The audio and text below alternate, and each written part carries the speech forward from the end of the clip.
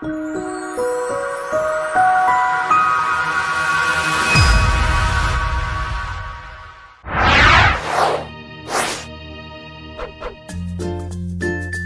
ASA members. Let's start with, yes, we've done this before, A through F. Will the school letter grades, those preliminary letter grades you received last fall, ever be finalized? Maybe. We heard today at the State Board of Education that maybe is maybe may.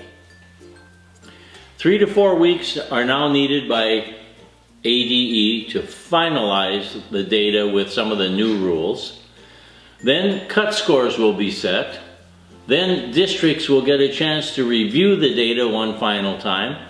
Then the state board at the end of April will agree to the proposed cut scores. Then maybe in May you may receive your final grades. And that only took 9 months. So, if all this goes as planned, at the end of the year you will have your grades for last year. Now, the board also received today and reviewed a timeline for the grades for the current 17-18 school year. And that indicates those would probably be available around September of 2018. Again, if all goes as planned. They also reviewed some potential changes that may be made to the way those grades are calculated, and I will review those potential changes as they occur over the next few weeks and perhaps months. So stay tuned for those.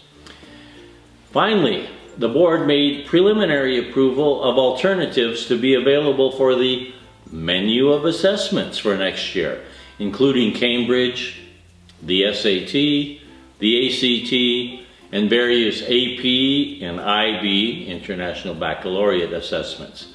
So the AZ Merit may be losing ground in the high school next year. However, this presents the State Board of Education with some issues, namely how to measure growth when you have all these different assessments, and how to incorporate them into A through F framework. That has not been decided and will be a tremendous challenge. Now let's move across Jefferson Avenue from the Department of Ed to the legislature. And I'm just going to discuss 3 legislative actions of interest.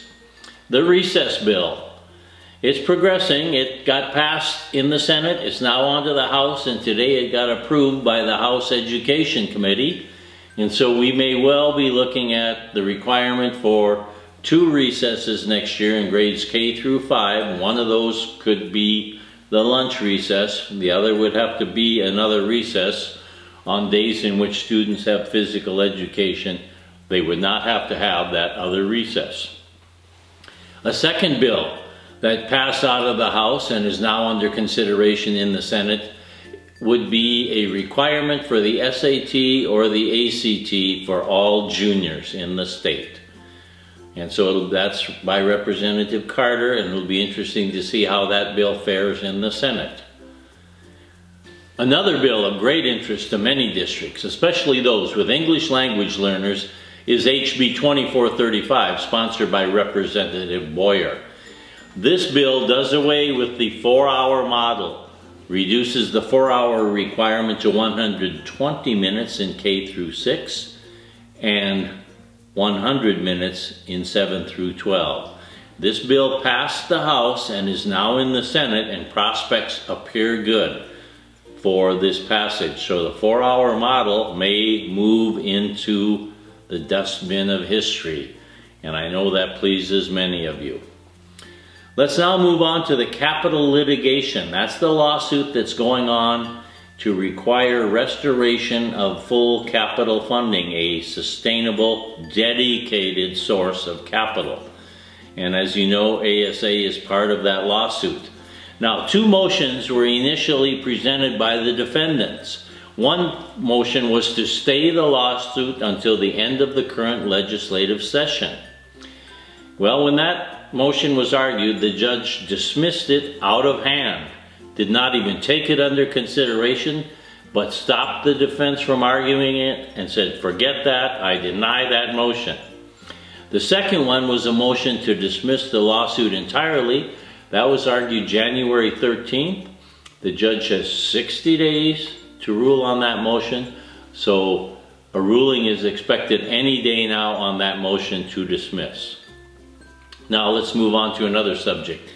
You may have seen the television ads about how what state has added $1 billion to education funding, and what state has had great test increases, and what state has a fantastic education system. Why, it's Arizona. Okay, there's been an op-ed written recently that appeared in the Arizona Republic. This op-ed is by Gerald Tarazi, a former executive director of the National Association of Secondary School Principals, and he also served in the Department of Education, the Federal Department of Education, under past administrations. He's written a response to that video campaign, and this message contains a link to his response. Needless to say, he takes a different view. Now on to some happier and varying ideas. We give a lot of awards every year at ASA, and the deadline for many of those awards, Principal of the Year, Assistant Principal of the Year, Distinguished Principal of the Year, the Kellis Leadership Award, Distinguished Administrator Awards, all of those have early March deadlines, which are on our website. Think about nominating one of your fellow administrators for those awards. Want to remind you of the annual Higher Education Conference, April 6th. Want to remind you of the IT and Curriculum and Instruction Leadership Symposium, that's Friday, April 13th. And again, remember our annual summer conference. Over 100 people have already registered. Spots are filling. That's June 10th through 12th in Tucson, featuring George Couros, who's written the book, Innovative Leaders Mindset. So join us at that conference. In the meanwhile, I know the month of testing is fast coming up. I know you're working hard. Keep it up. Our students need you.